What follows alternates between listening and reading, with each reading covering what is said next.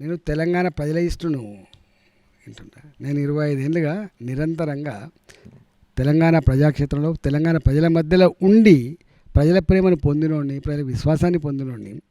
ఇవాళ మీరు ఏ మూలకు పోయినా, ఏ పల్లెకు పోయినా, ఏ గుడిసెకు పోయినా, ఏ బస్తీకి పోయినా కూడా ఈటల మా బిడ్డ. ఇవాళ నేను ఈ సందర్భంగా మాట చెప్పాలి.